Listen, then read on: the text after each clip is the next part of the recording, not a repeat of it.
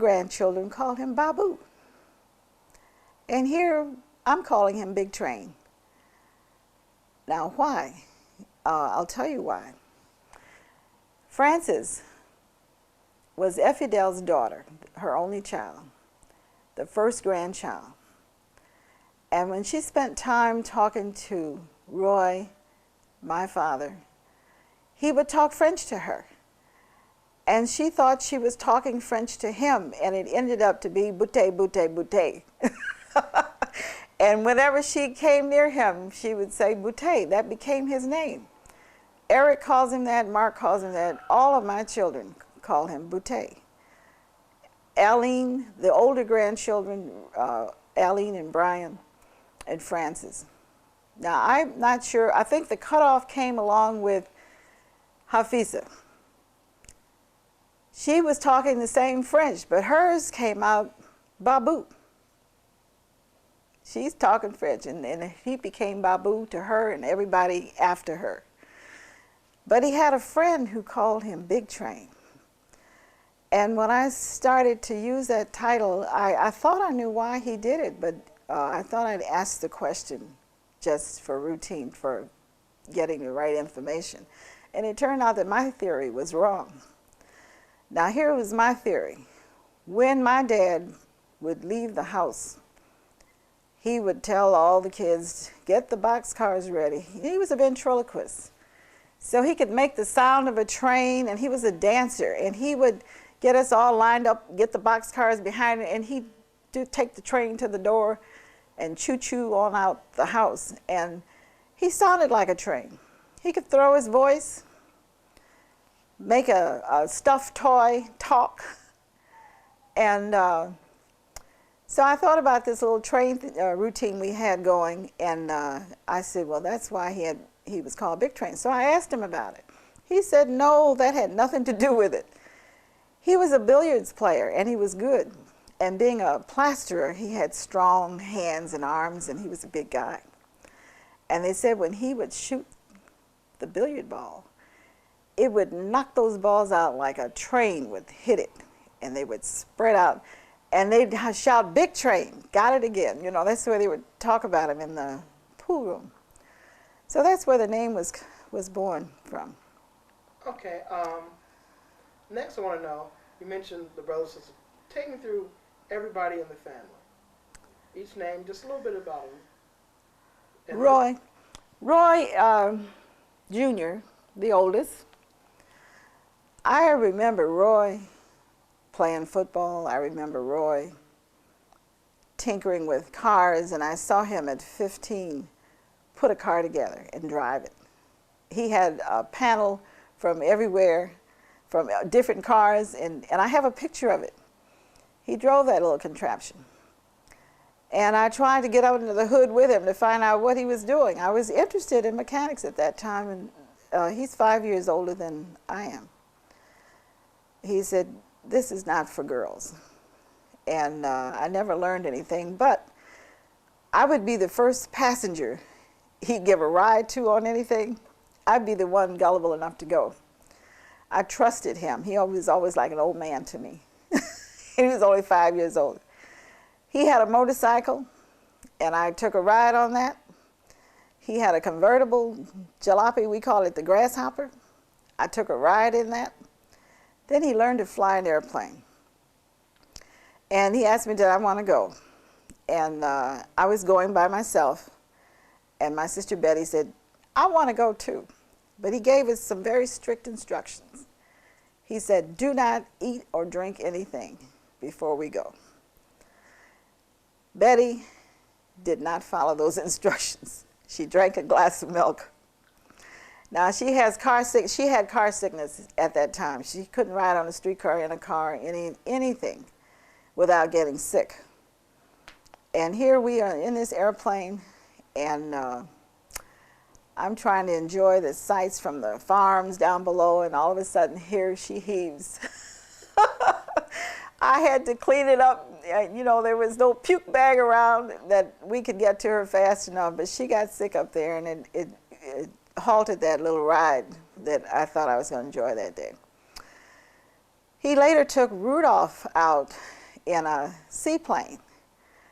And I think he tried to make him sick. He turned upside down and did everything he could do, showing off with Rudolph. And Rudolph was just dizzy and seasick and airsick. And he talked about that.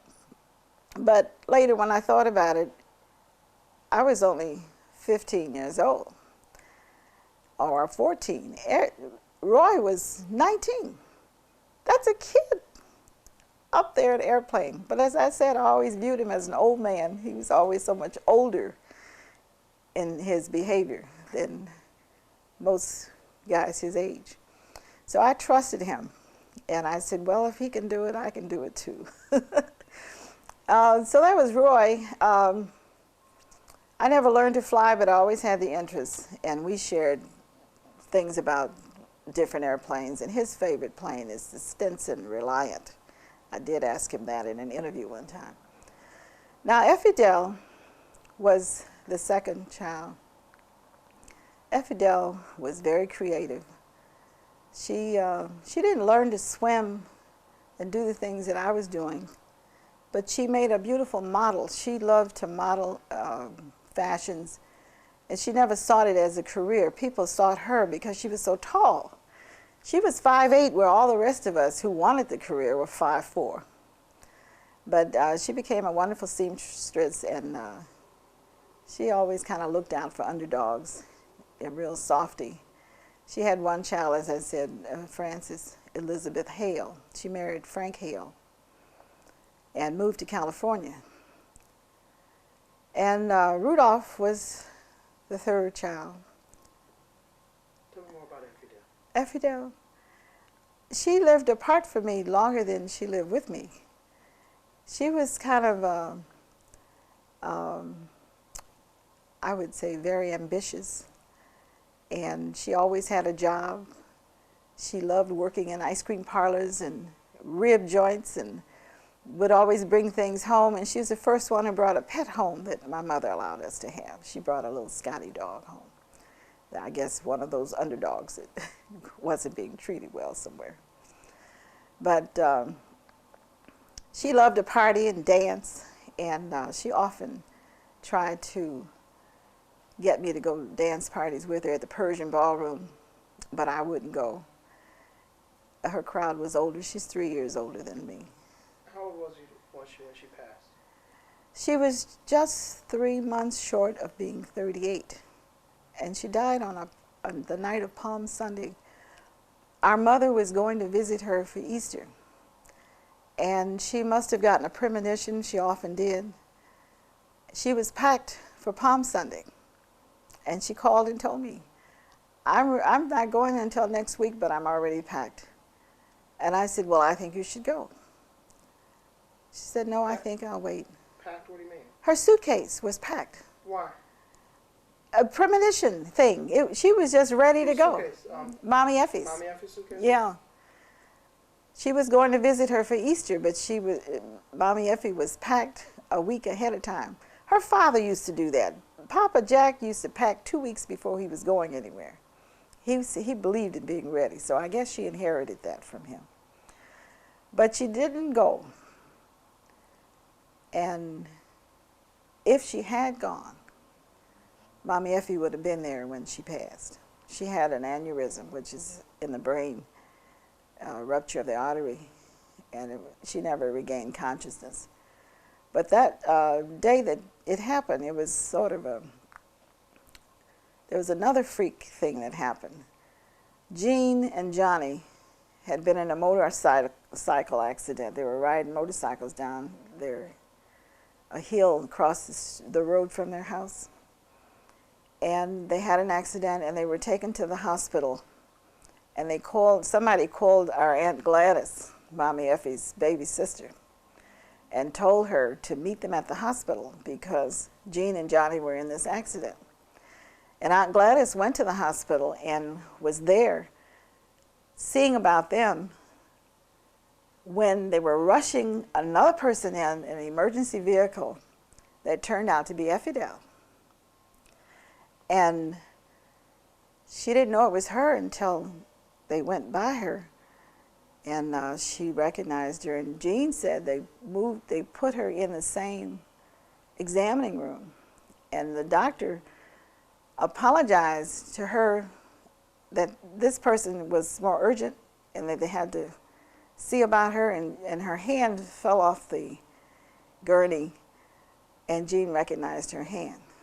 So Jean was suffering from shock and internal problems, and Johnny ended up with a broken leg for that. But when Gladys realized that Effidel was DOA, she couldn't tell my mother. She called and she said, Effie's had a stroke and it doesn't look good.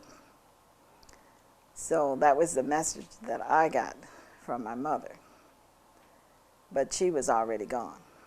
She never regained consciousness. She was doing her girlfriend's hair, and her girlfriend happened to be a nurse. But she had warnings.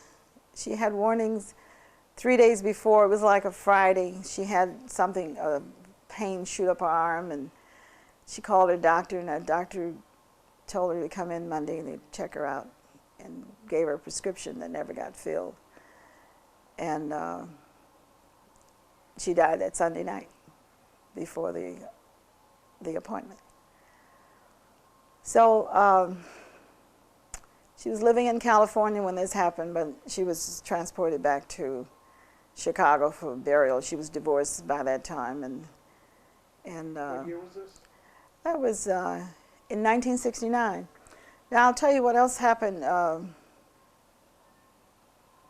The year before that, it was less than a year. I hadn't seen Effidel in 10 years, and we used to correspond a lot, but she moved around a lot, and I couldn't keep up with her. So I would send my letters to my Aunt Gladys, and just put somewhere in California, and she'd see that she got it. But one year I decided I have to go see her, and I stopped everything, dropped everything, and got a ticket and went out there to visit Clara in San Francisco and Effidel in LA. And we decided to go to Tijuana for a day. And Rudolph and Pat were there. They were on that same trip behind me. And we met up in LA, and they were going to Disneyland. And I didn't want to go to Disneyland. I wanted to go to Tijuana. So Effie and I and Jean's children and Johnny went to Disneyland, went to Tijuana. And we went shopping separately. When we came back to meet up, she had bought me a gift, and I had bought her a gift. It was the same gift. How's that for a meeting of the minds? It was a stagecoach lamp. And she got one with a red covered, and I got white for her. So we exchanged our little gifts. And she cooked dinner. I spent a night at her house, and she cooked dinner for me and just went all out of the way. And while I was at her home, she was showing me that she just bought these new pots and pans, stainless steel. She said they were very expensive. And I was admiring them because I didn't have anything like that yet. And she shared a book with me that she had. It was about horoscopes. And she said, I know you like the psychic things too, but this book is really the best there is. And I looked at it, and it was yellowed, and it was tattered, and very delicate to handle. And I said, I wonder if I could find another one like this. She said, well, I can't give you that one. But she gave me the title and everything. She said, try and find it because it's really a good book. I'm telling you that so I can tell you what happened after she died. When she passed, people in the family came in and helped themselves to a few things. Her watch and ring disappeared. You ran out of tape? Just now. Oh.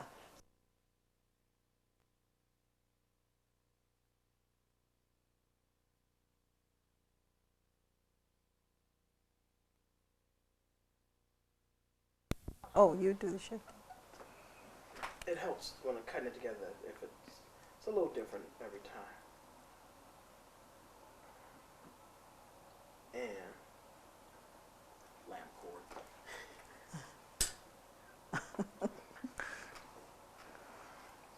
One little stray wire back here. Mm-hmm. There we go.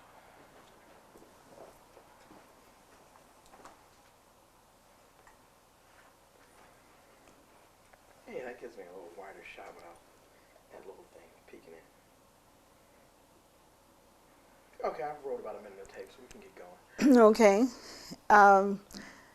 The book disappeared, the pots and pans disappeared, but the way we found out about it, Betty went to see a friend, a lady who was a spiritualist in Chicago, a woman named Mrs. Washington.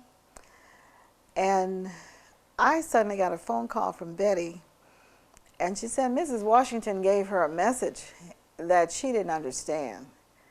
She said she spoke with Effie, who's on the other side, and Effie said to tell us that she wanted her sister to have the pots and pans and the books.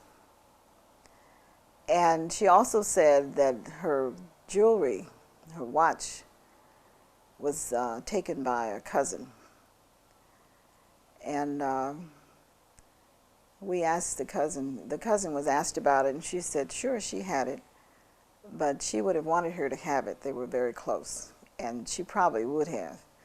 But I had to explain the story about the books and the pots and pans to Betty, who didn't have a clue what that meant. So sometimes people do have a gift for reaching others. And you're telling me how you and Mommy Effie both have. Actually, everyone in our family has that gift. Tell me more about the gift. Some of them use it more. Well, Mommy Effie was said to have been born with a veil, which is a phlegm over the face that you actually peel off. But it symbolizes this person has special powers. And she did. She was clairvoyant. And that's when a person can dream something and see it happen, interpret it. She felt things were coming before they happened. I don't have that. Clara has that. I have the ESP, the extrasensory perception.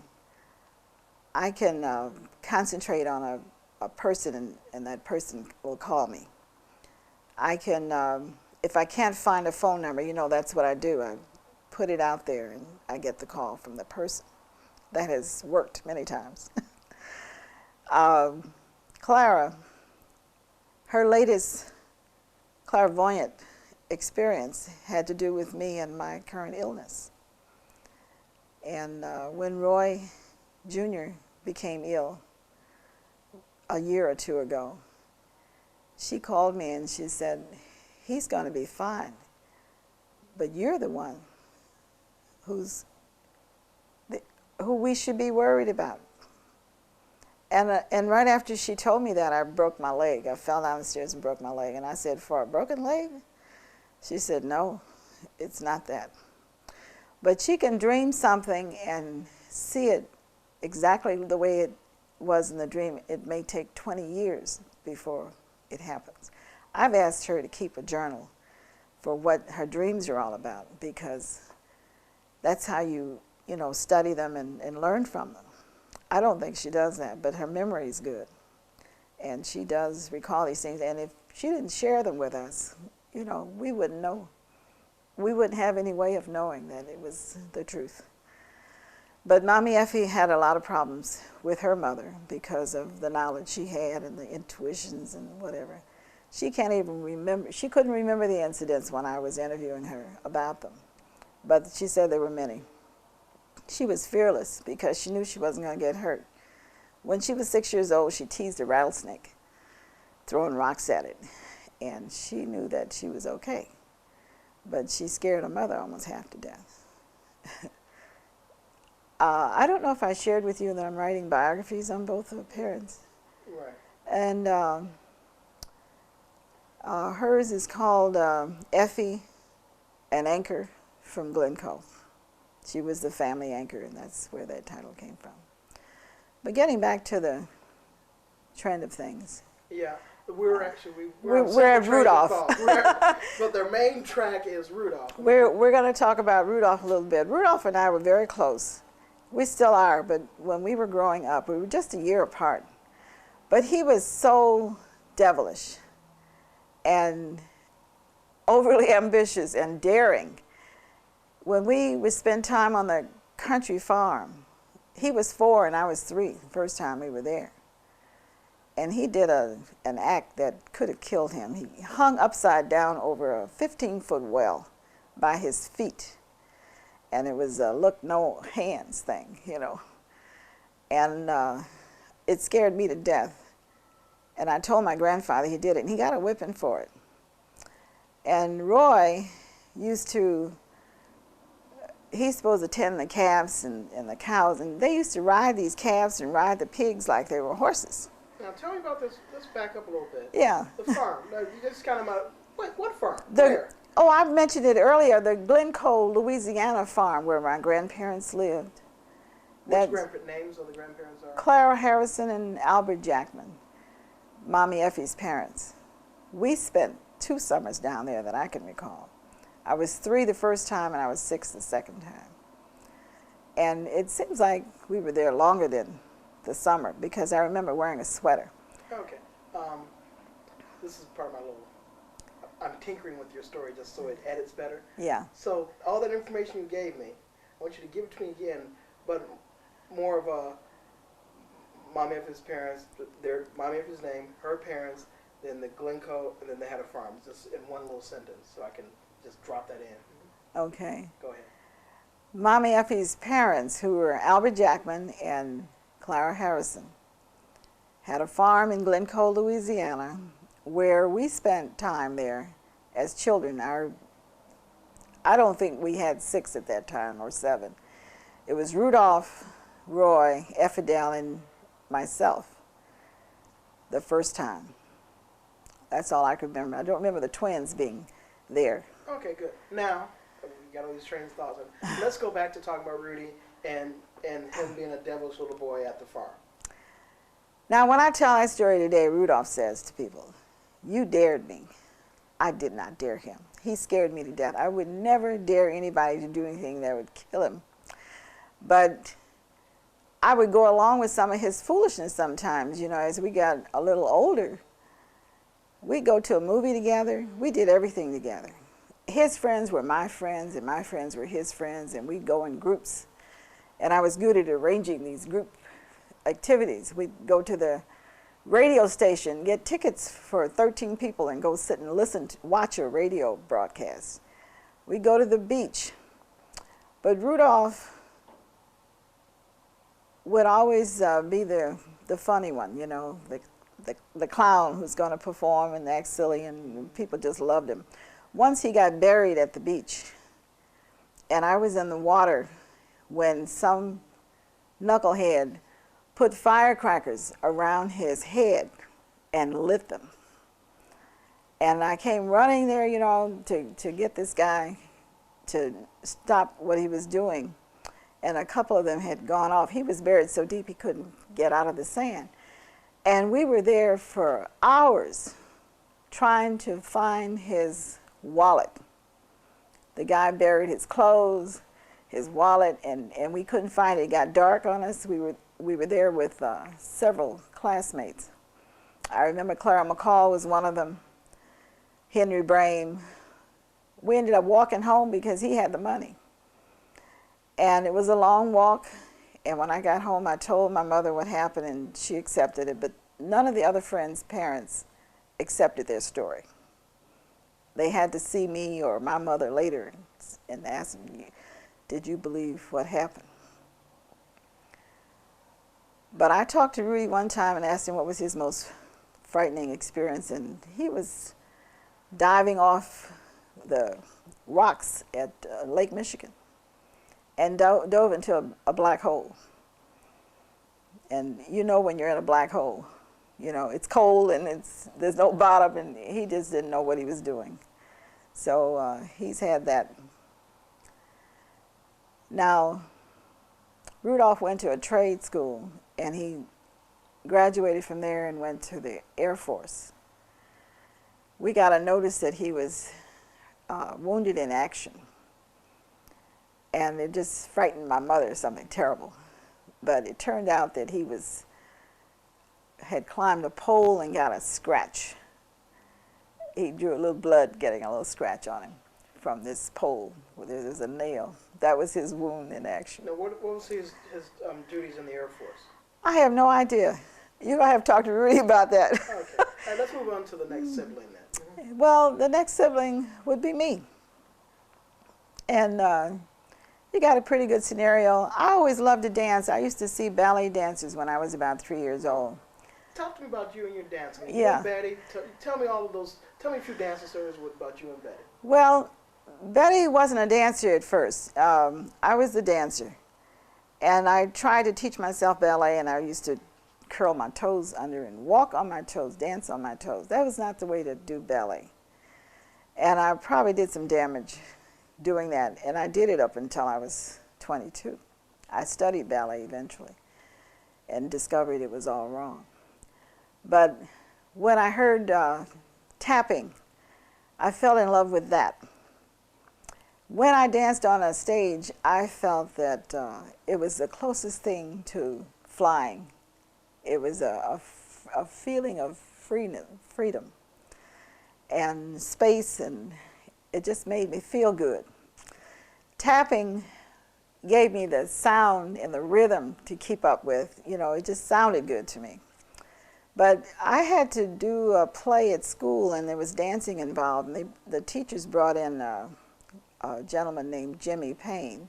I was in the 8th grade, and I was one of the dancers, and he choreographed our routine, Alice Blue Gown. And he told me I was a natural, and I should think about considering dancing.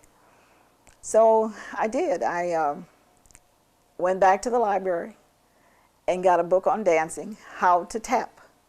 Taught myself a routine from the library book.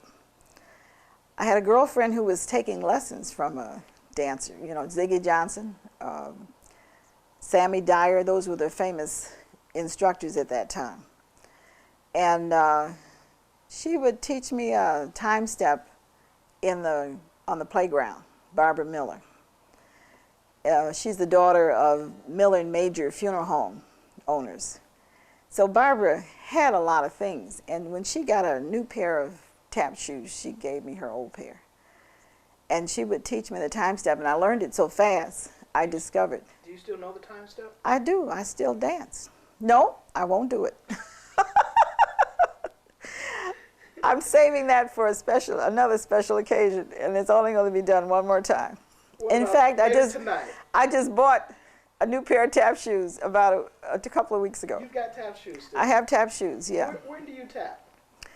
Well, I don't right now, but I will be after these treatments are over. But I have a new pair of tap shoes, and I've got a new costume. Oh.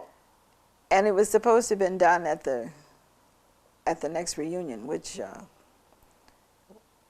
was a couple of years ago. That's going to be part 2.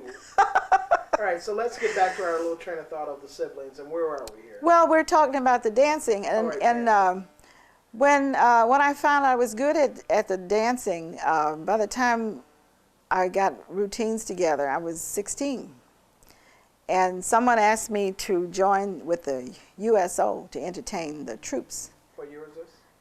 This 47. Let's see. I was 14 and 47. I started getting my routines together by 14. But 2 years later, 48, 49. By 49, I was entertaining USO troops. We would go to Camp McCoy in Wisconsin and Severage Field. I forgot where that was.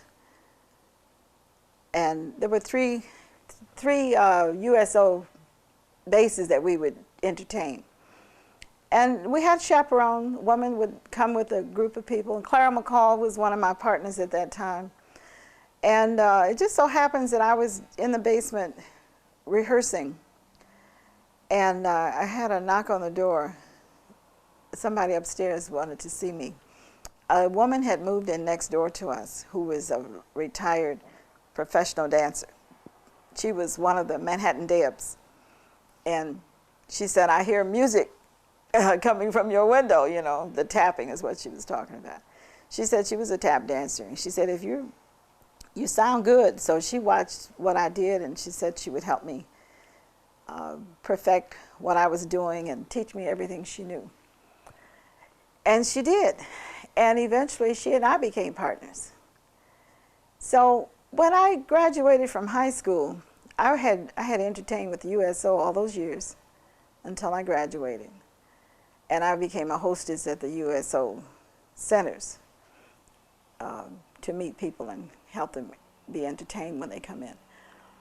So I went to California 3 days after I graduated from high school to take Effidel's daughter, Frances, who was 2 years old, to her. They had moved to California and they left the child with my mother, Effie, to take care of until they got situated. So I was to take her to them after graduation. And I loved California. I loved LA. And I stayed there a year. And I was trying to get into dancing, and I ended up working for a company, a marathon company. And they booked a lot of people. But I ran into 2 school friends who were also dancers. I had them going with me to the USO, and their parents didn't want them to do that. And they moved to California. We met up again, and we kind of got together with rehearsing and whatever. So I didn't stay in California but a year, and I came back to Chicago, and my next door neighbor had a gig that night. And I was invited to perform that night, which I did. And we got into ballroom dancing at that time, and that was a lot of fun. I never did it full time because I always believed in having my little security. And I like to pick my own costumes and pick my own time and place to perform. So I was kind of choosy. I taught Betty a routine to do with me when I returned to Chicago. My father was in a minstrel show. And they told us it was the first year they were going to let ladies perform. And the guy says, too bad you guys can't do anything. I says, oh, we sing, dance, and we do it all. So I told the girls, my sisters, I would teach them a routine that they could learn in 1 week. The show was a week away. Jean and Clara said, nothing doing. They'll be ushers. Betty said, I'll give it a shot. She had rhythm, and she was very, you know, I think, geeked on this dancing thing, but she learned that routine in a week. We made our own costumes, and we did that show together, but she found she didn't like tap as well. Her friends were in the audience, Blanche and George.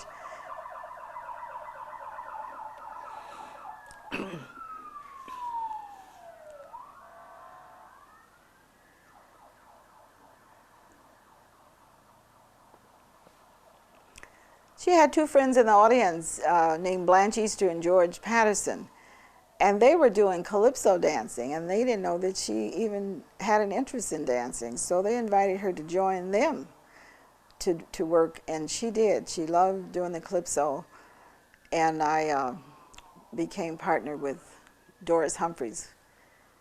And I ended up marrying a Humphreys, and the 3 of us worked together. He was MC, and we were the dancers. So that's how the dancing got started. But I always loved it. And I met a lot of professional dancers, and they all told me not to do it for a living. They said, if you want to keep it fun your whole life, do it for fun. So I saved my performance for special, you know, big shows and when I chose to do it. Okay, let me backtrack a little bit. You said your father was in the minstrel show. He, Whoa, tell me. yeah. What did he do? He did a little of everything. He was a comedian and he had a hobo act. Okay, now, back up. Roy. Let's start over. All right, so this is like an edit point. Okay. I'm going to pause for a second. All right, and tell me about the minstrel show. The minstrel shows were fundraisers for old folks' home that were held once a year in Chicago by a group of people. I don't even know who they were. You know, I would have to pull out the books and look at it, but they had the old interlocutor, and I think they might have even had blackface as a routine thing, but it was not offensive at that time. It was just part of the show. But Roy, my father, had a hobo act, and he made his own costume, and we have pictures of him in that costume. He would play an instrument that he called a Jew's harp, but it's known as a Jaws harp too, you know. He would play that instrument, and I bought one recently to try to learn it again. I used to know how to play it. He played this harp, and he could play any instrument by ear. He actually learned to play the violin from a music teacher who wouldn't allow him to learn in his class. He had to go to the man's hotel room to take lessons. And he only had 3 professional lessons. He wanted to be in the street band in Lake Arthur, Louisiana, that they marched every year. They said they couldn't have a little colored boy in their band. But what he learned in the violin, he applied to everything. He could play the piano. I had a piano that had a lot of broken keys on it. When he played it, you couldn't tell the keys were broken. He could play St. Louis blues and anything he wanted. But I didn't know anyone who came from Louisiana that wasn't musical and could not dance. Everybody danced, and music was very much a part of their lives. In fact, Mommy Effie and Babu and Bootay and Big Train met at the Roof Garden Ballroom at a dance. They came there with other partners, and they left with each other. And they were together for 61 years. So that was Bootay's interest in, you know. All right, let's get back to the siblings, and I think we sort of finished up with dancing. That's plenty to work with. Okay. And we talked about Rudy. Yeah. And you, and so let's pick it up from there. Well, after me came the twins, and Betty and Jean, and it was fun playing with twins and watching them grow and watching my mother do her double duties better than anybody could, believe me. But twins do run in the family. I'm surprised Rudy and Pat didn't have twins. I had twins, Jean had twins, and Clara had twins. And our cousin Joyce had twins, and the other generations are having them now. But Mama Clara, Mommy Effie's mother, had 3 sets of twins. But only 2 survived to adulthood. The twin girls died in infancy. The boy and the girl lived until the girl died at the age of 22. And the 2 gentlemen twins, Earl and Irvin, they lived to senior years and retirement years. And when Irvin and Earl got ready to go to service, it was right after they established what they call the Sullivan Law. And they wouldn't allow the twins go to the same service. They would have both been in the Navy at Great Lakes in Illinois, and that's where Earl went. They put Irvin in the Army and sent him to a very, very prejudiced southern town, and he was treated like he was never treated in his life. He lived with a family that was highly respected, and it changed his feelings about things and people and his behavior, and my mother, Effie, said he never got over that experience in the Army. He was in the medical department. He either rode with the ambulance or he drove the ambulance, but he saw a lot of gore in his lifetime. He got 2 Bronze Stars in his background.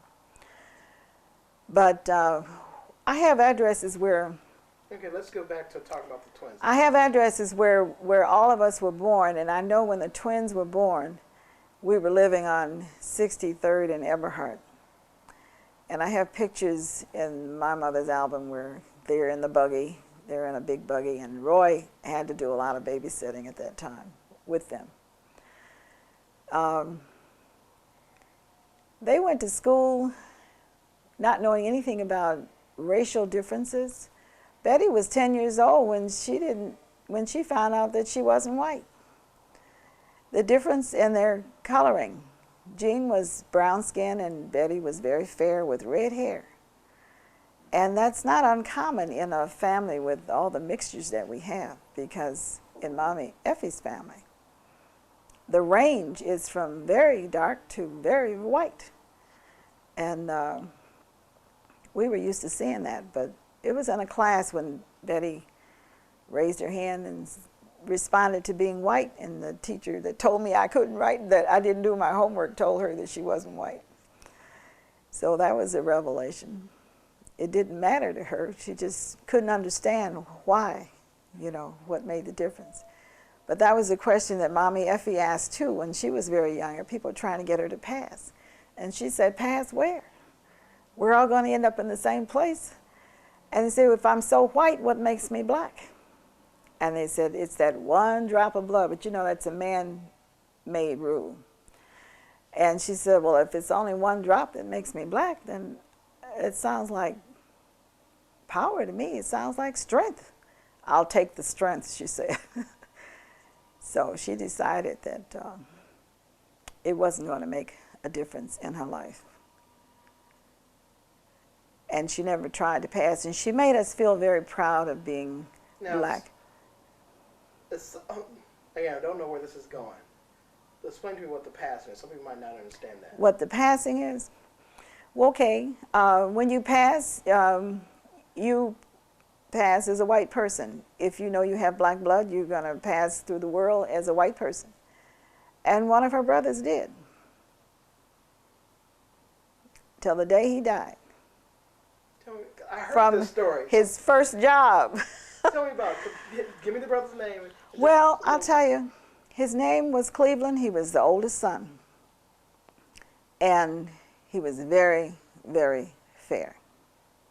Cleveland was old enough to get a job, and nobody would hire him if he said he was a black person. The only job he got, his first job, was a janitor. And the only way he got it was being white. He couldn't even get a janitor's job if he was black. So he found it worked for him, told his sister it'll work for you, and she said, no, I don't think I need this. And she stuck to it, and he stuck to what he was doing. But he was extremely generous to his family. He would send money to his parents. But when he got married and got settled, I was told that he never allowed his mother to visit. My father was not allowed to visit. He only allowed Effie, who looked white. And he was married to a woman named Mackie. Mackie looked white too. I guess she had Cajun blood in her, but she came from Lafayette, Louisiana. And they had a son named Michael together. Cleveland had another son in a previous marriage or relationship, but he looked like Elvis Presley with coal black hair, or Sal Mineo.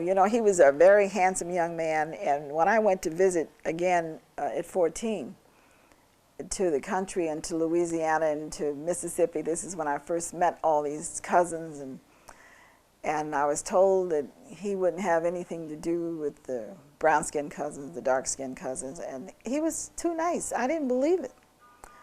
So we Was became. it that you would have blown his cover? No, he didn't have a cover. That's what was the beauty part of him. He didn't have a cover. He was working with another of the brothers, Albert Jackman. And Albert's family was passing too. And but Albert was raised by my mother. He wasn't going to turn his back on family. And they all left Louisiana. I guess people began to find out things. But I got friendly with Cleveland's son. His name was Rudolph too. You know, that was during the era of Rudolph Valentino. And of course my name came from Dolores Del Rio, movie actors at that time. So all those Rudolphs were from the 30s. And this Rudolph was walking up the road one day when Joyce and I and Clara and Carolyn, Albert's daughter, were coming from the movies. And Rudolph called over and said, where have you all been? And I said, we go to the movies every Thursday.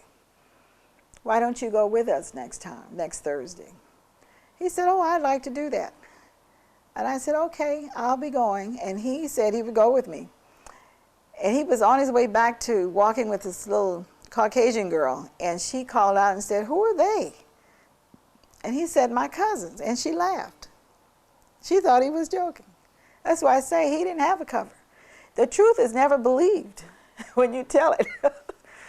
And she thought that was a joke, and they laughed it off. But Joyce said to me, this is going to be funny because you'll be sitting upstairs and he'll be sitting downstairs.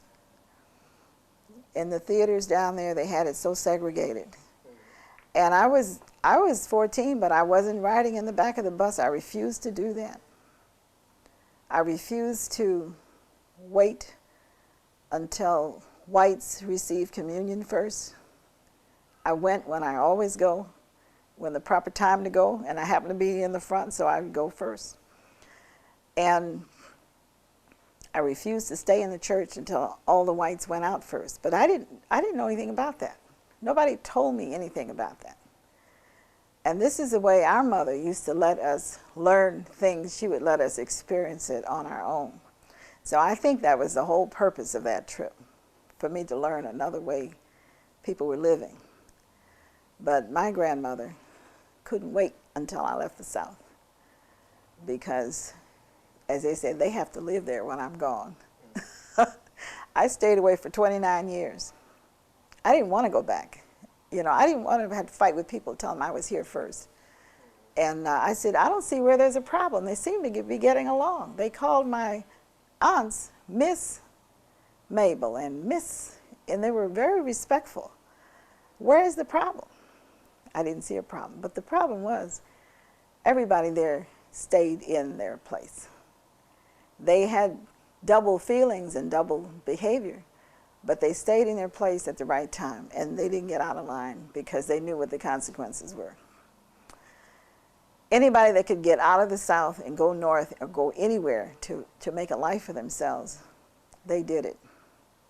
But those who were stuck there, they knew that they know where the line is. And believe it or not, that line is still there. When I went back 29 years later, it was for a school project. I was in college at Wayne State University in Detroit, and I decided to use that journal that I had from that experience at 14 to be the basis for a research project comparing New Orleans to Paris, because New Orleans is called the Paris of America. And we were going to Paris to do a summer quarter of studies. And my paper was going to be on comparing the two. And it was when I went to Paris that I saw where my mother's features came from, and her behavior, and everything about her I saw in Paris. These little ladies walking fast with the bird legs, and just everything about her. And she's different from most people in the family, and I wondered where that trait came from. Her roots are in France. And I will keep going on this family thing. I'll tell you about Clara. She was the last one born. Clara was born when we lived at 6419 St. Lawrence. And I have pictures of her when she was 2 years old. She would fall down the stairs every day and split her lip. She has a little mark in her lip. It kept opening, and it kept opening, and kept opening. But she felt that she was the sister who was left out of things. But I have pictures where we're together, and I'm trying to entertain her. You know, she was a real thinker, and she figured things out for herself at a very early age. And as I said, she has the gift that's deeper than most. And I remember when we were in the country in Glencoe, Louisiana, she was with me on that trip. And Carolyn was her age, Albert Jackman's daughter. So she had a cousin her age, and Joyce was cousin my age. So we kind of palled around together. We were going to go to Franklin, which was a town 20 miles from Glencoe, to the movies. And we missed the bus. So when we went back to the house, my grandfather said, "Why don't you walk?" And I said, "Okay, we'll walk." And they followed me. We got caught in a thunderstorm. Clara said, "Why don't we take a cab?" There was no such thing in Glencoe. But she was thinking of far advanced. She's thinking like a city girl. And she was only 9 years old at that time. So we walked that trip and got caught in this thunderstorm, and I left them far behind. Two cousins came on bicycles to help us, you know, carry some of us this way and go back and get another. One of them ended up with a flat tire. And next thing I know, here comes Clara and Joyce in a pickup truck. They were in this stranger's pickup truck, but the man said he knew the family. He said he was going to our aunt's chicken shack in Baldwin, and he would give us a ride. And I made them get out of the truck. I said, "You don't know this person, you know, we're taught not to accept rides with strangers. Get out of the truck." It was pouring down rain, and I made them get out. They got out of the truck. When we finally made it to Baldwin, I had no soles on my shoes. And the truck was parked out in front of the chicken shack. The man really was a friend of the family, my Aunt Albertine. And she was furious. Here, all these little nieces and nephews pouncing on her uninvited, unexpected. And the theater was closed that day. So we never got to see the movie. And we had to spend the night at her house, which she was totally upset about. But we survived it.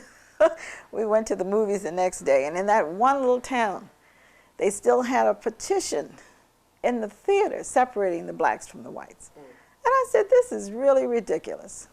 You know, if I sneeze, he'd probably have to cover his head."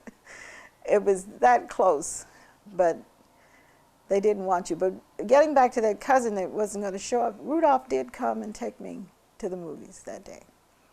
And he bought the tickets. You buy your tickets at the window, the box office. And then, you know, you separate. But he sat upstairs with me. And that was one time I didn't mind sitting upstairs. First time I got tricked into it. My cousin said, there's a shortcut around the back. And this way we don't have to stand in line. She knew that if I had to go up the fire escape to be segregated, I wasn't going for it. And if I created a ruckus, we'd be thrown out and she wouldn't see the movie. So she said, "This is a shortcut." And I followed her. And we went up the fire escape and went into the door, and that was where we're supposed to have been. But the odd thing about it is that I prefer balcony seating. You know, it was just so weird that they thought they were doing us a disservice by making us sit up there, but you could see better up there. But the segregation, all of that was so ridiculous to me. And, okay. That's a good, running on tape again.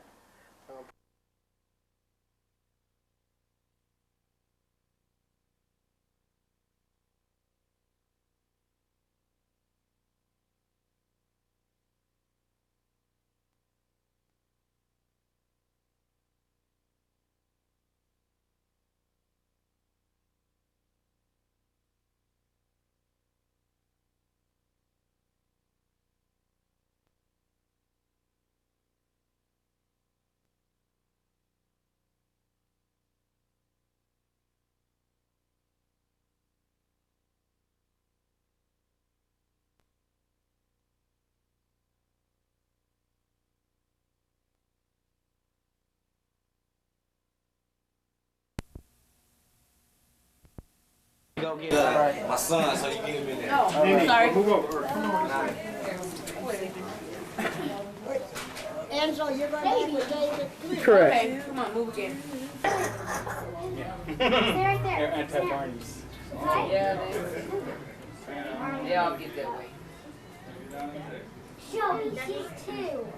They saw how Barneys usually went. So, at least I used to like it when I was 2. Huh? I used to like it when I was 3. But I liked it after. Hey, leave. I was stuck after when I was. Daddy. Christian. Go get it.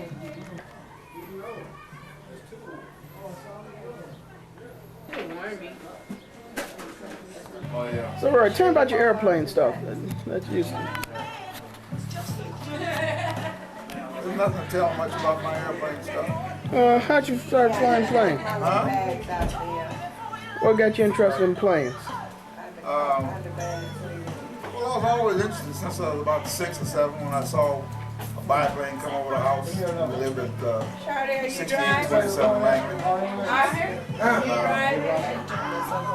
When they we were driving in my father's 1928 Nash, Yeah. and I saw an airplane parked near the road. There was no fabric on it. It had caught fire. Yeah. There were 2 guys standing next to it smoking cigarettes with white shirts, their sleeves rolled up. And it was many years later that I found out that You don't know what time you dope and fabric airplane can burn so fast that you can burn all the fabric off of it without destroying the wood. Oh, really? Yeah, it was just smoldering and black. It was all in one piece, all intact. Is that Nothing put- falling off of it.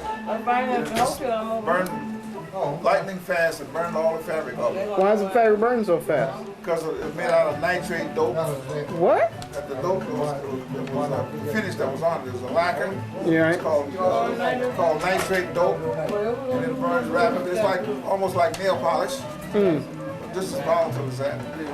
That gives you a hard finish? Well, it's hard. Yeah, it's a hard brittle finish, and it's fast. And here we go. And that's how I got interested. I guess I really got hooked one day when I went to Midway.